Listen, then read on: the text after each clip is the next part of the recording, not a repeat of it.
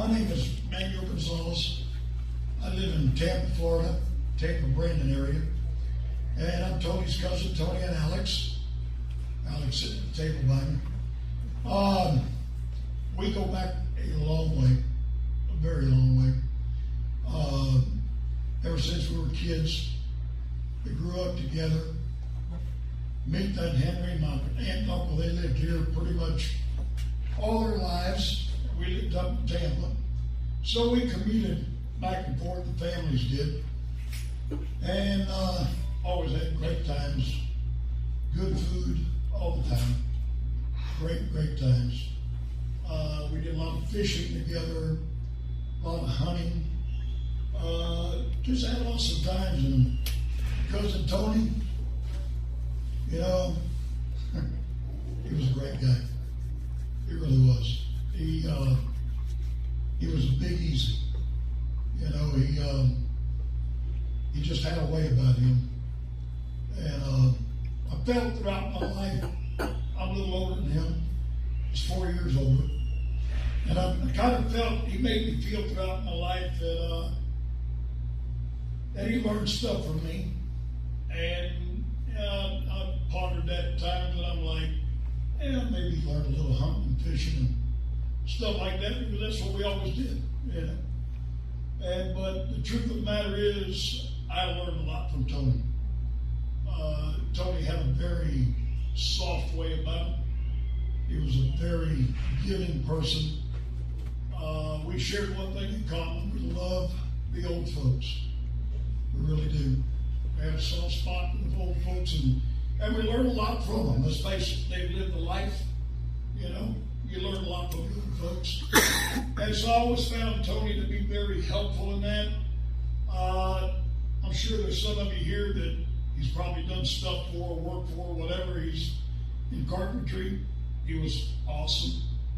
Very meticulous in the stuff he did. And Tony was just pretty much a very organized guy, you know. I noticed that about him all our life long. Like I say, we fished together, we hunted together. There was a stint there that, you know, life takes over, and everybody kind of has to go their way, and that came probably late teens, early 20s. He kind of went his way. My cousin Alex went his way. I went mine. I got married. 5 years later, we had 2 kids with my first wife and I. Tony met Heather. They got married and had been together a long time.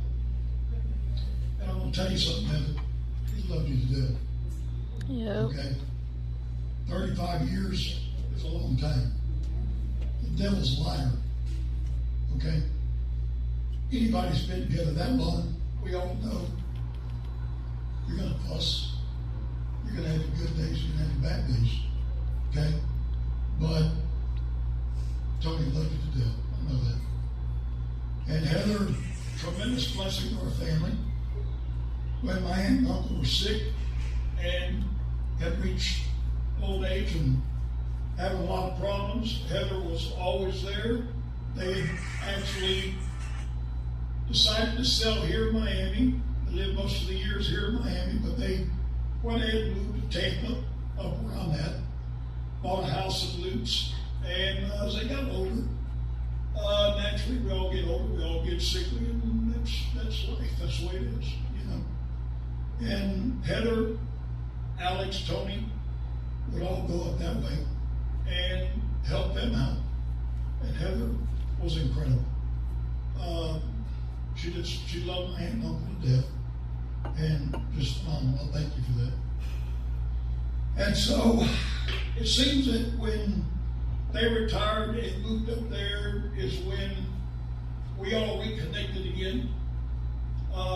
Tony called me, and we started touching base again with one another. First word out of Tony's mouth, "Hey, what about the guns, man? You still hunt?"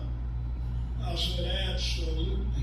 So, you know, Tony had a love and a passion for guns and hunting and the outdoors, fishing, you name it. Fishing, And he get along too good with the water out there. Sometimes he gets seasick. And yeah, it was kind of rough. I remember one time I came in with my Uncle Henry. He had a 24-foot boat that he bought. We went out, we went trolling for dolphin out here. And kind of rough that day. And Tony kind of turned a little white on me. And I'm like, Coach, you all right, man? Yeah, man, I'm feeling real good. And Tony and Henry's like, come on, man, toughen up. This, that, and other. And so it got worse and worse. It doesn't get better. Seasickness for getting bad, isn't it? So we started in, you know. Tony said, Pop, no, we got to do it, man. I'm dying here, man. Yeah. And then, on top of that, the boat had some problems. We had some fuel in the lines, gas lines. So I'd run, we'd have to stop, drain through the dirt, run some more. But in the meantime, you know, just getting worse all the time. So as we got close to shore, I'm looking at Tony and said, man, he's in bad shape. So we told Uncle Henry, get us within 100 yards of shore. We're bailing. We're going to swim to shore. And Tony said, yeah, Dad, just get us there. So sure enough, we got within 200 yards of shore, more or less. We jumped over. And we started swimming to shore. My uncle's hollering, and my dad was on the boat as well. You guys are a bunch of bagatas, man. You guys can't hang with the old guys that were going, yeah, we see the boat ramp. It was bad. Seasickness is bad. So that's the way that one went, you know. And like that, we had many, many times that we just really enjoyed like that. So anyway, getting back to the hunting thing, we started connecting more and more. And that's what we're talking now, 15, 20 years ago. And so I said, sure, hunt, you know. So Tony had that passion for guns and everything, so we started hunting together. I bought a house in South Carolina, so he came to hunt with me up there. And pretty much, once that happened, it was all over. I said, that was going to kill me. Because after that, it was, hey, I just bought a gun. Okay? Talk to him again. Hey, I just bought another gun. And man, before I know it, he had a tremendous gun collection. And like everything Tony did, from his work to his just the way he was, he never skimped on anything. He had to have the best. He bought the best. He bought really nice weapons, really good stuff. And he loved it. And we had a lot of great times up there hunting together. They're golden, you know. To tell you that, yeah, he's my cousin, but honestly, he was like a brother I never had. We were that close, very close. And so we hunted together. We just had our time, and thank God he gave us that time. And so we enjoyed that. And I kind of fast forward to the latter part of this whole thing with Tony. We had taken a hunt last year in October. We both went up to the house. I had a house, like I say, that I bought up there. And we hunted. We had a great time, like always. Always good food, always barbecuing, having our drinks, just having a good time. And we got back from that hunt, and it was October hunt. We got back from that, and as usual, he went to work, I went to work, and maybe a few days later, I get a phone call that he had an accident at work and slipped off of a ladder. I think he shattered his heel, his right leg, and at the same time, I think he landed pretty hard on the ground, bruised his shoulder, one thing and another. Well, it turned out that he had to have surgery and have all that stuff done. And so they did that. He recuperated at home, spent a bunch of months at home, recuperating one thing and another. And all that was going really good.